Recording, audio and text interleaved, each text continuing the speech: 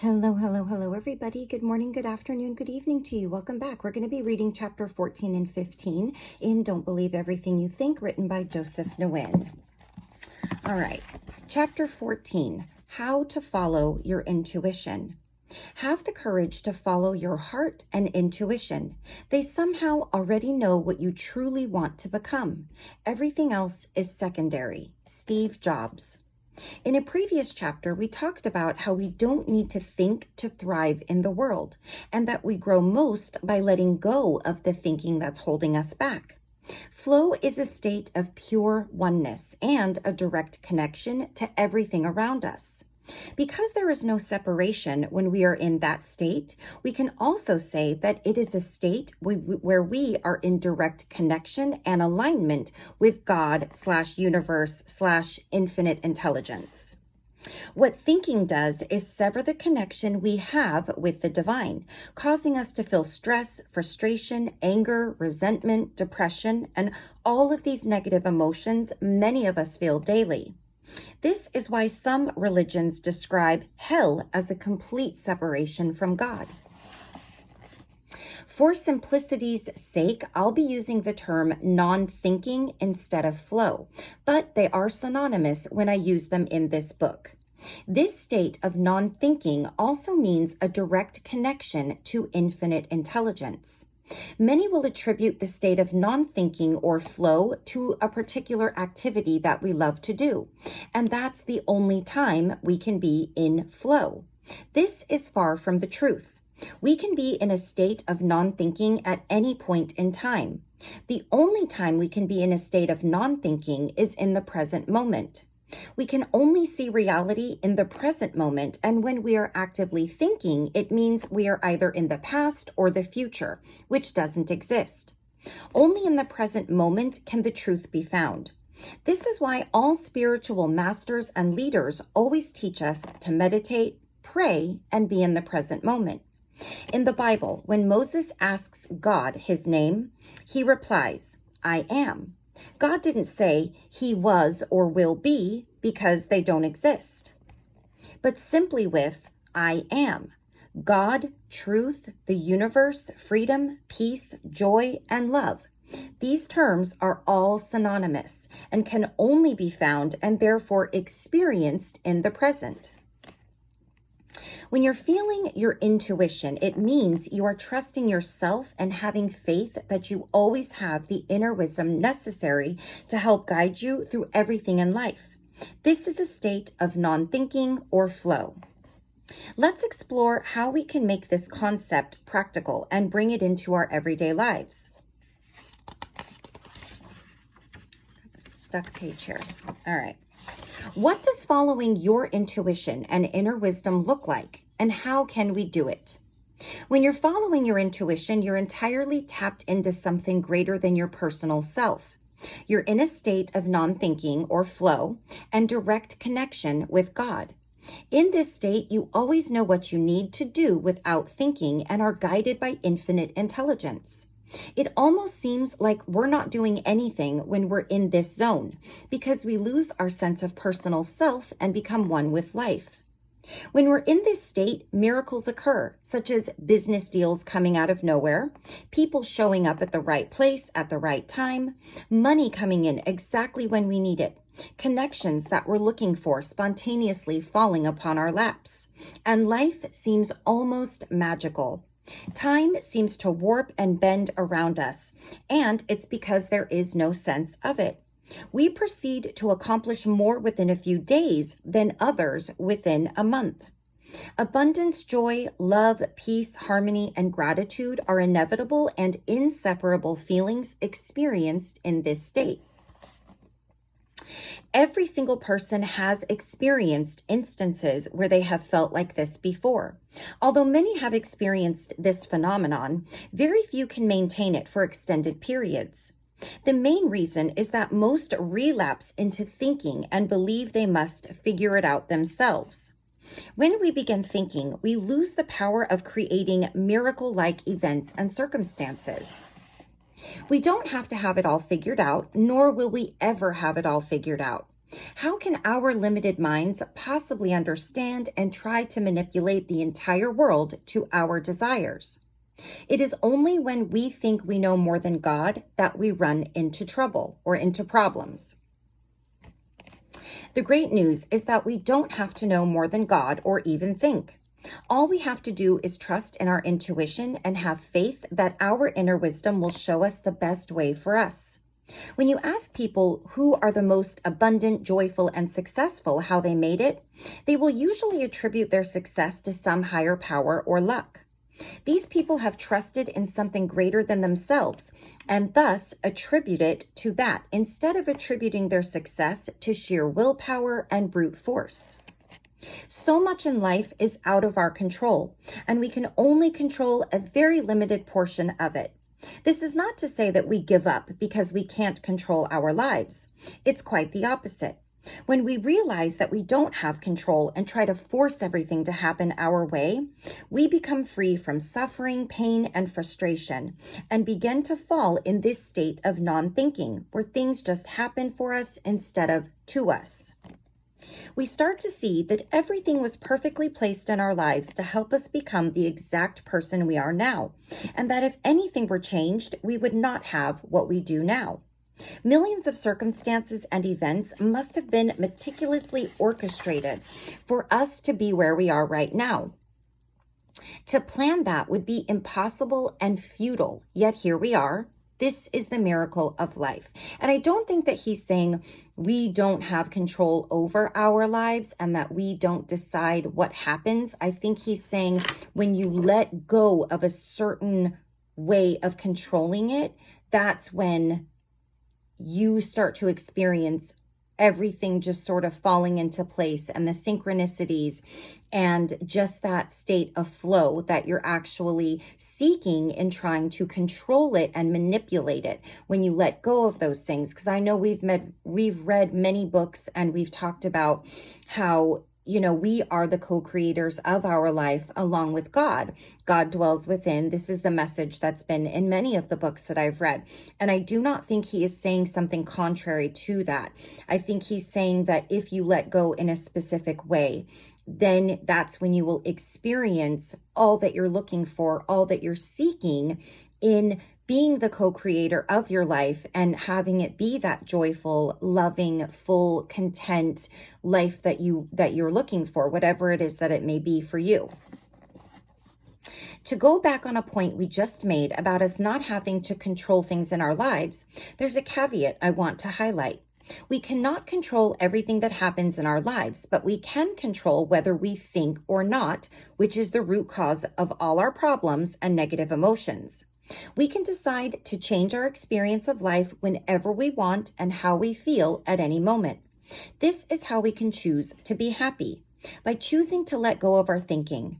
Isn't that what ultimately matters at the end of the day? It's not about what we have, but how we feel inside that is the true measure of success, joy, and fulfillment. Although we can't control many things, we can have a say in what we want in our lives, but not necessarily the how.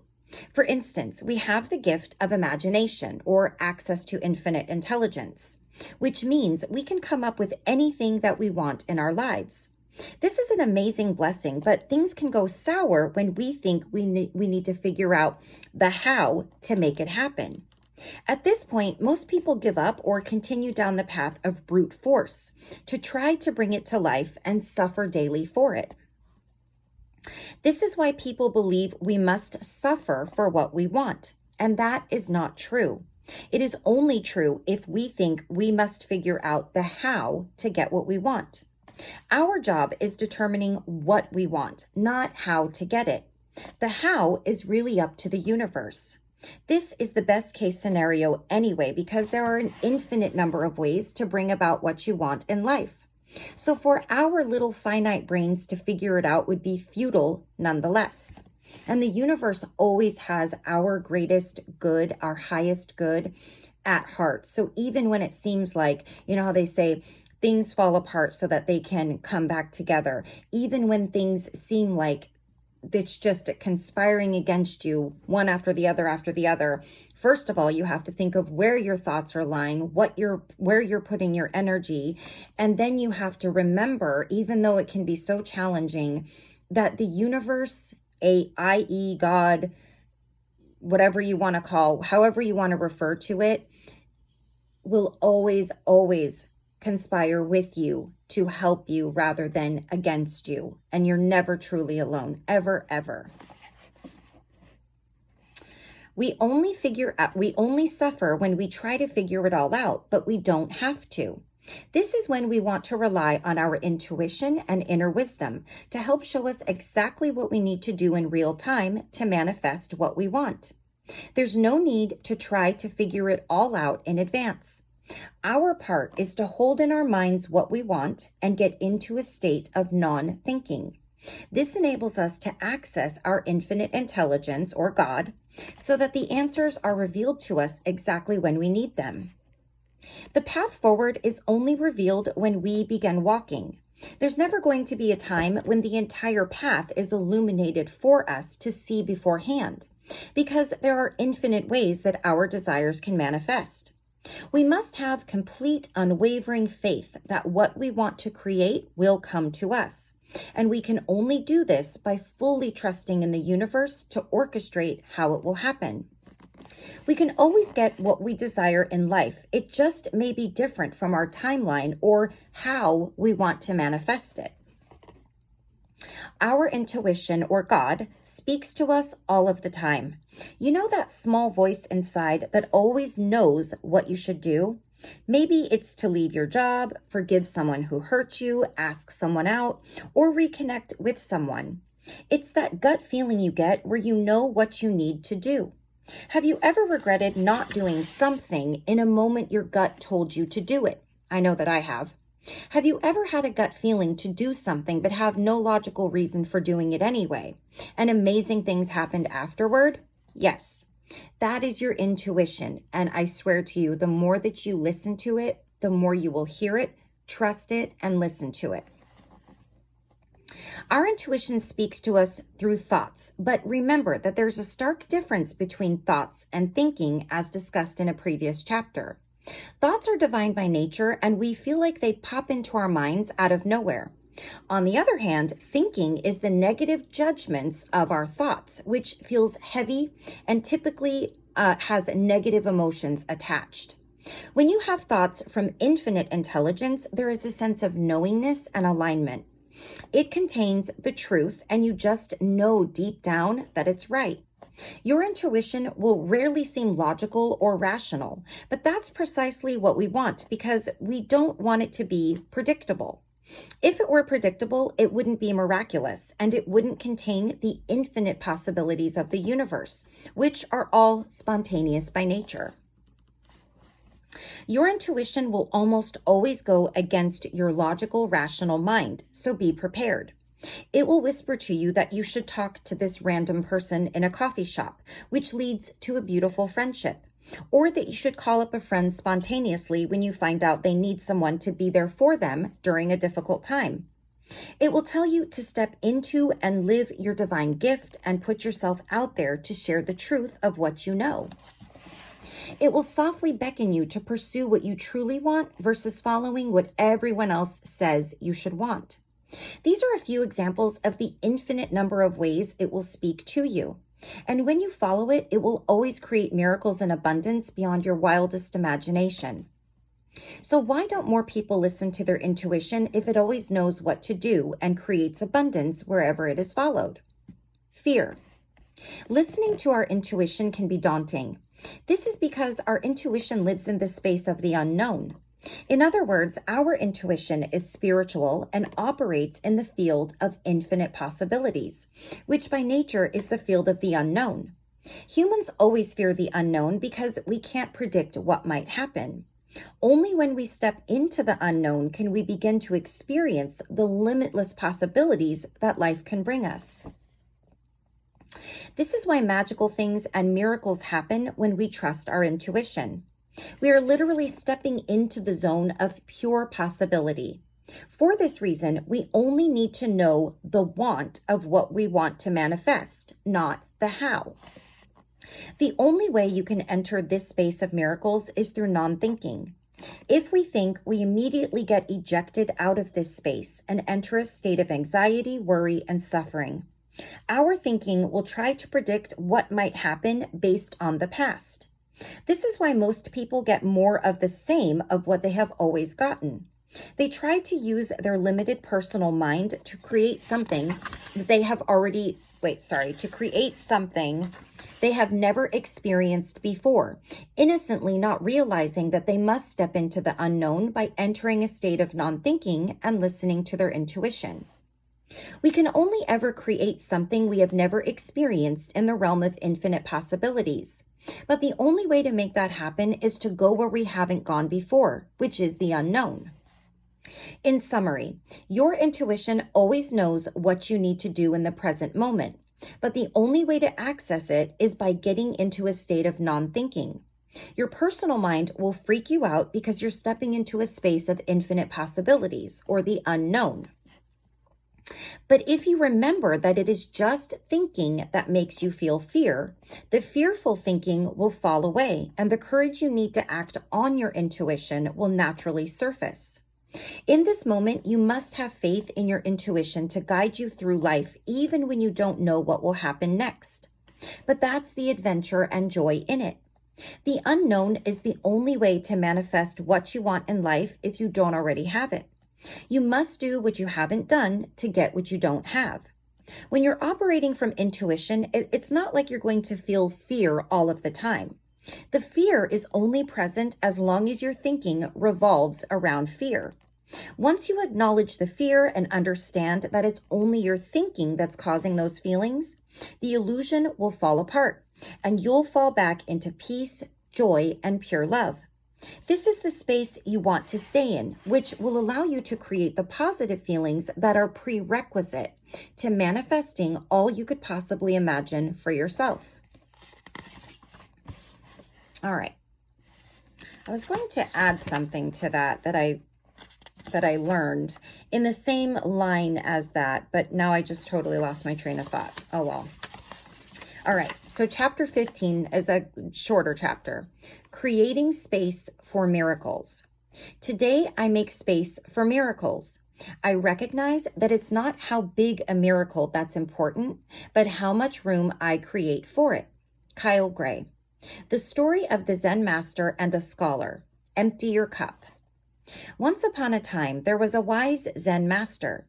People traveled from far away to seek his help.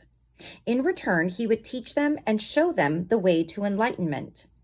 On this particular day, a scholar visited the master for advice. "I have come to ask you to teach me about Zen," the scholar said. Soon, it became obvious that the scholar was full of his own opinions and knowledge.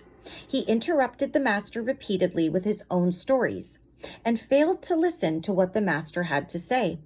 The master calmly suggested that they should have tea. So the master gently poured his guest a cup. The cup was filled, yet he kept pouring until the cup overflowed onto the table, onto the floor, and finally onto the scholar's robes. The scholar cried, "Stop, the cup is already full. Can't you see?" "Exactly," the Zen master replied with a smile. "You are like this cup, so full of ideas that nothing more will fit in. Come back to me with an empty cup." It is ironic how much could be written about nothing. That's what space is, nothing. When we study the universe and quantum physics, we realize that everything comes from nothing. Therefore, the great spiritual masters call this the great nothingness. For there to be creation, there must first be space. The same is true for our minds. If you want something new to be created, such as new thoughts, you must first create space to receive new ideas that can change your life. Like the teacup, if your mind is completely full of old thinking, it is impossible to have any new thoughts come into your mind to create the change you seek. The way we can create this space is through non-thinking. When we stop our strenuous efforts to think, we immediately create space where new thoughts and ideas can enter our minds. Questions that challenge our current thinking are also a great way to create space in our minds. All the magic happens in this space of nothingness. For instance, great athletes go through intense training periods, but the best athletes know that they need an equally intense period of rest afterward to stay in peak performance. It is during this rest period that they recover, build muscle, and become stronger. This space they create for themselves through rest is where everything they want from the workout manifests. When Thomas Edison was confronted with a particularly challenging problem, he would sleep in his chair while holding a steel ball in each of his hands. Eventually, he would slip into a deep enough stage of sleep where the ball would drop, wake him up, and a solution to his problem would pop into his mind. Everything comes from nothing, and Edison understood this concept of creating space for new thoughts to enter his mind, instead of attempting to effort his way into solving problems with his old way of thinking. He knew that old thinking would not give him solutions to his challenges. We can't solve problems by using the same level of consciousness we were at when we created them. Albert Einstein. Einstein had different quirky and enigmatic behaviors like Edison, but a similar understanding of creating space. When Einstein was stuck on a difficult problem, he would stop working on it and play the violin. As he played, the answer would come to him out of seemingly nowhere. And then he'd have the solution to his problem. Einstein had created space within his mind through non-thinking to be able to receive divine insights from the universe. We don't have to try to figure everything out. Even the people we deem geniuses didn't strain and effort their way into making the greatest discoveries in the world. So what makes us think that we have to? We are no different from them and connected to the same source. With the correct understanding, we can also receive insights into any challenges we're facing. We're only ever one thought, one insight, and one idea away from living a completely different experience of life. Here's the process for receiving divine insights when you're confronted with a challenge. Number 1, become aware that your thinking is the root cause of all negative emotions. Number 2, create space by surrendering any manual thinking from the personal mind, and have complete faith that your intuition or God, universe, infinite intelligence will give you the answer. Surrender the how and when the answer will come to you. So surrender the how and when the answer will come to you. Sorry, I read that in the wrong dialect. Okay. Number 3, become aware of any feelings that arise as you surrender and magnify those feelings of love, peace, and joy. Meet what you're facing with love and the answer will come to you.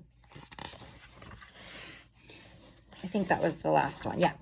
If it seems almost too simple, that's a good thing. The truth is always simple. Although it may be simple, it's not always easy, and even the greatest spiritual masters struggle at times. What's important is not what we get caught in. I need to slow down. What's important is not when we get caught in our thinking, because it's inevitable, but what we do when we catch ourselves thinking again. As long as you continually remember that we can only ever feel what we're thinking, and that thinking is the root cause of our suffering, you're free. All right. We are actually almost done with this book. There's 17 chapters, and so we've got 2 chapters left. And then let me see if we do have a summary of non-thinking, a guide to stop thinking. I don't think I'm going to read the summary unless, I will. And if you're just wanting a summary of it, you can certainly skip to that. So I'll add that on. I'll read chapters 16 and 17 independently, just those 2. And then I will read the summary of non-thinking. And then there's also a section titled A Guide to Stop Thinking, Framework for How to Stop Thinking, Potential Obstacles, and how you will know if you're in a state of non-thinking, reflection prompts, so little exercises, a guide to creating a non-thinking environment, framework for removing thinking triggers, framework for creating a non-thinking environment. And these, it looks like, are exercises, things you can write down and do. Framework for implementing non-thinking into your work, a guide to overcoming destructive habits and behaviors. Oh, there's a lot back here. What to do if the feeling comes back up again. And then just an acknowledgement. So, all right, so chapter 16 and 17, which will be our next video. What happens when you begin living in non-thinking? Potential obstacles. And then 17, now what? Okay, and then after that, we'll go into the other portion, the summary and all of the framework and the exercises that I just mentioned, and I'll make a video just of those things. So we'll stop right there. And I thank you all so much for joining me, and I will see you all again very soon. Until then, please take care of yourself. Please take care of those around you. I love you all very much. I will see you again for our next video. Take care until then. Bye-bye.